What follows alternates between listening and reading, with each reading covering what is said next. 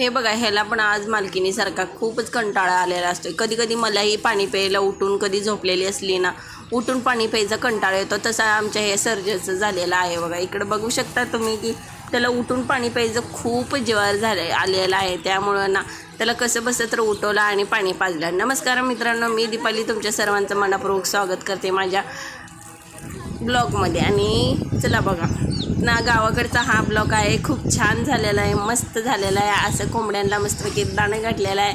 आणि गावाकडे गेलं ना, सर्वात आधी माझं एकच काम असतं की सर्व जेवढे आमचे पक्षी आहेत, प्राणी आहेत, कुत्रं वगैरे, हे सगळ्यांना मी आधी भेटून घेते. इकडं बघू शकता. आणि त्यांना अजिबात मी बोलवलेलं काही कळत नव्हतं. आणि हे आहे सर्जा म्हणजे हे आमच्या म्हशीचं नवीन झालेलं पिल्लू आहे. आणि हे खूपच छान आहे आणि गोंडस आहे. आणि ह्याच्यासंग मी आधीचा एक व्हिडिओ टाकलेला आहे. आणि खूप सारी त्याच्यासंग बोलणं वगैरे झालं, माया करून झाली. आणि अशी माया केली ना, त्यांचं आमचं आपलं बॉन्डिंग खूप छान झालेलं असतं मित्रांनो, बघू शकता. आणि त्यानंतर हे आमचा टायग्या आहे. टायग्या तर आम्ही गेलं का एवढं खुश होतं की कोणीही एवढं खुश होत नसेल तेवढा आमचा हा टायग्या खुश होतं. काय करावं, सकाळी तोडून पळून जावं काय असं वाटतं त्याला, बरं काय मित्रांनो. हे बघ,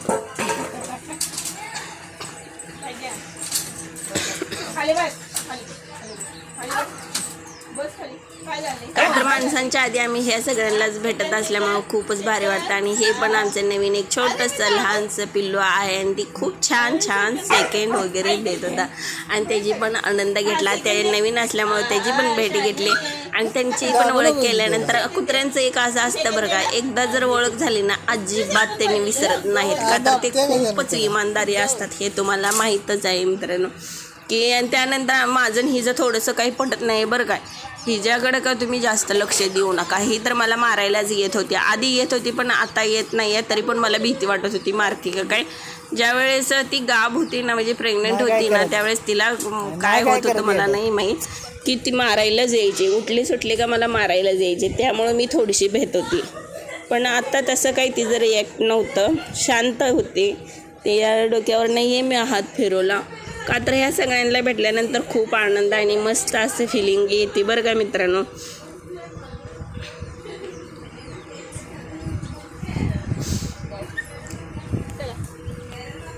त्यानंतर आपल्या हे छोट्याशा पिल्लूला भेटलो, त्याची थोडीशी माया केली, थोडीशी त्याच्याशी ओळख करून घेतली. आणि त्यासंग मस्त असे फोटो वगैरे काढले मी. आणि थोडं त्याच्या अंगावर हात फिरवलं का भारी वाटते, त्याला खूप छान आहे. आणि हे सगळे आमचे छानसे प्राणी आणि आपले जनावरं वगैरे भेटलो ना, खूप भारी वाटतंय मला. तर तुम्हाला कसं वाटतं, तुम्ही कधी असं त्यांच्याशी भेटता का? आणि मस्त की असं त्या संगत 1-2 फोटो काढले मी, बघू शकता.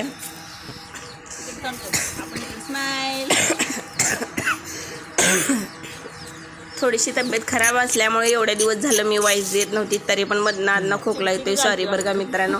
त्यानंतर हे जे बघा असे फोटो काढायला आले आणि व्हिडिओ काढायला आल्यावर त्याची मस्ती चालू होती थोडी. चला, ह्यांच्या संग सगळ्यांशी भेटून घेतलेलं आहे आपण. आणि ते खूप छान, म्हणजे मला आधीपासून माझ्या खूप दिवस उन्हाळा जसा पडलाय ना, तसं एक माझी इच्छा होती की मी असं म्हणजे लोटक्यात पाणी ठेवावं पक्ष्यांसाठी या काय ठेवावं असं, म्हणजे खूप इच्छा होती.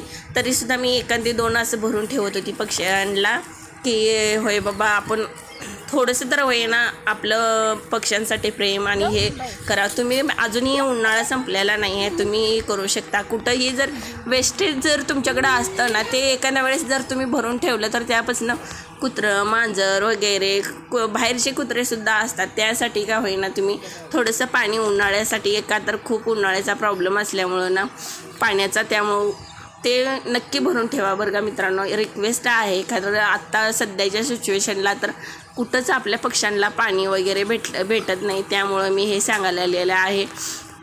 हे इकडे बघा, मस्त असा चहा घेतला गरमागरम, मस्त असा थंडगार हवेत बसून घेतलेला आहे. त्यानंतर इथं आमच्या सासूबाईंनी बघू शकता की पक्ष्यांसाठी किती सारं पाणी भरून ठेवलेलं आहे. फक्त पक्षी आणि कुत्रं वगैरे आले का पिऊ शकतात. 1, 2, 3 आणि तिकडे आणि वरतीही सुद्धा बांधलेलं आहे झाडाला, की कुठलाही पक्षी ताण्याजून असं महागारी जाऊ नये म्हणून. का तर आमच्या दारात खूप सारे झाडं आहेत, त्यामुळं ना हे सगळं इथं खूप सारे पक्षी येतात. त्यामुळं भरपूर भरून ठेवले, ड्रमात पेतात. हे इकडे 2-3 डेरे भरून ठेवलेत. सगळीकडे पाणी ठेवलेलं आहे पक्ष्यांसाठी सुविधा केलेलं आहे.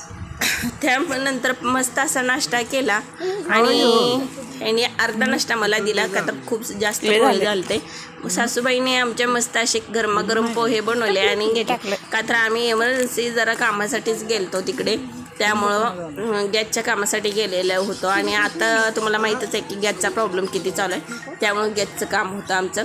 व्हिडिओ आवडल्यास सर्वांनी लाईक आणि सबस्क्राईब करायला विसरायचं नाही. असेच नवीन नवीन व्हिडिओ पाहण्यासाठी सबस्क्राईब नक्की करा. Thank you for watching. Bye bye सर्वांना.